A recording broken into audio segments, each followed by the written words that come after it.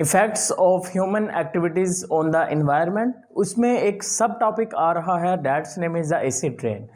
यानी कि जो ह्यूमन की एक्टिविटीज़ हैं, हम जो काम कर रहे हैं इस वक्त इन्वायरमेंट के अंदर या माशरे के अंदर, उसकी वजह से कौन कौन सी कॉम्प्लिकेशंस प्रोड्यूस हो रही हैं, ठीक है, कौन कौन सा इफ़ेक्ट हो रहा है, वो किस तरह से वो हमें इफ़ेक्ट कर रहे हैं, हमारी ही एक्टिविटीज़ किस तरह से हमें इफ़ेक्ट करती हैं। तो डियर स्टूडेंट, यहाँ पर टॉपिक है एसिड रेन। देखें लफ्ज़ को समझे, एसिड रेन, यानी कि यहाँ पर जो रेन होने वाली है, जो बारिश होने वाली है, वो किसकी होगी? एसिड की होगी, ठीक है। तो अब एसिड रेन किसे बोलेंगे? यानी कि falling of acid in the form of rain. बहुत ही सिंपल सी डेफिनेशन, बहुत मुश्किल से एक्सट्रैक्ट की है मैंने।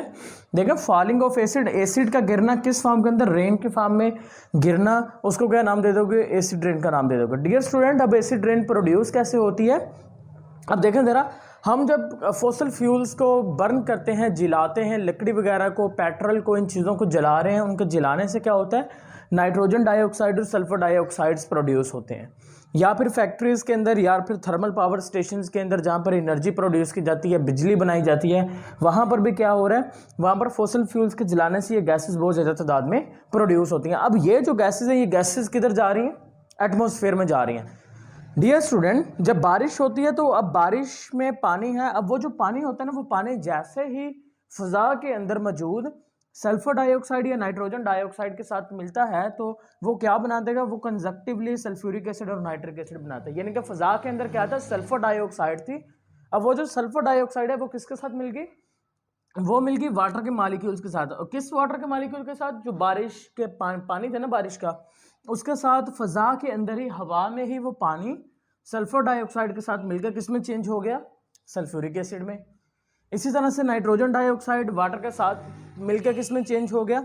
नाइट्रिक एसिड में। पहले क्या था? पहले सिर्फ पानी आ रहा था, यानी कि बारिश के सिर्फ पानी के फॉर्म में आ रहा था, लेकिन अब जो बारिश हो रही है वो सल्फ्यूरिक एसिड और नाइट्रिक एसिड की हो रही है। यानी कि हम ये कह सकते हैं कि एसिड गिर रहा है किस फॉर्म के अंदर? रेन के फॉर्म में गिर रहा है। उससे क्या नाम दे देंगे? एसिड रेन का नाम दे देते हैं। अब डियर स्टूडेंट, इसका इफेक्ट क्या होता है हमारी बॉडी के अंदर? मेन इफेक्ट देखें। अब होता कुछ इस तरह से है, जब एसिड रेन होगी, एसिड रेन जाहिर बात है लेक्स के ऊपर भी हो रही है, रिवर्स के ऊपर भी हो रही है, स्ट्रीम्स पर भी हो रही है।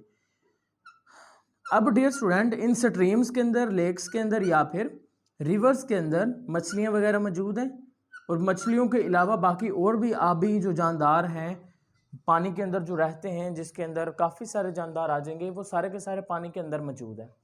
अब एसिड रेन गिर रही है, एसिड गिर रहा है ऊपर से रेन के फॉर्म के अंदर, तो वो जब बारिश लेक्स पे, स्ट्रीम पे, रिवर पे गिरेगी, उसके नतीजे में क्या होगा? इसके अंदर जो एनिमल्स होंगे, सारे के सारे जितने भी एनिमल्स जो पानी के अंदर मौजूद हैं, उनकी क्या हो जाएगी? डेथ मुमकिन है। उनकी क्या हो जाएगी डियर स्टूडेंट?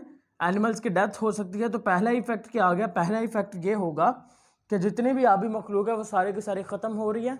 क्यों हो रही है? एसिड रेन की वजह से। एसिड रेन क्यों हो रही है? वो हमारी वजह से हो रही है, क्योंकि हम सल्फर डाइऑक्साइड और नाइट्रोजन डाइऑक्साइड प्रोड्यूस कर रहे हैं। सेकेंड इफेक्ट क्या होता है डियर स्टूडेंट? अब जो एसिड रेन है, जैसे ही एसिड रेन आके गिरेगी प्लांट्स के ऊपर, प्लांट्स के पत्तों के ऊपर, तो वो क्या करेगी डियर स्टूडेंट? वो प्लांट के जो लीव्स होंगे, लीव्स को डिस्ट्रॉय कर देंगे। लीव्स को क्या कर दिया उसने? डिस्ट्रॉय कर दिया। जब लीव्स को ही डिस्ट्रॉय कर दिया तो उस सूरत में क्या होगा? पत्ते खराब हो गए, फोटोसिंथेसिस नहीं होगी, खुराक तैयार नहीं होगी, प्लांट की भी डेथ हो जाएगी। तीसरी चीज डियर स्टूडेंट, हिस्टोरिकल बिल्डिंग्स।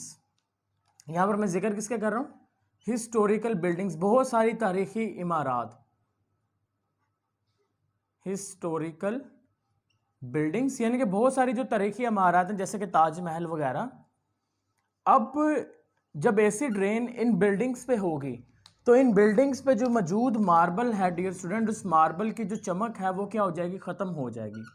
सही है। तो हम ये कह सकते हैं कि जो डेकोरेशन है, जो खूबसूरती है इन हिस्टोरिकल प्लेसेस की, वो भी एसिड रेन की वजह से क्या हो सकती है? कम हो रही है।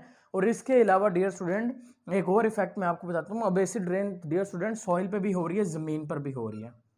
अब सॉइल पर एसिड रेन हुई, आप सब जानते हैं कि सॉइल के अंदर क्या होता है?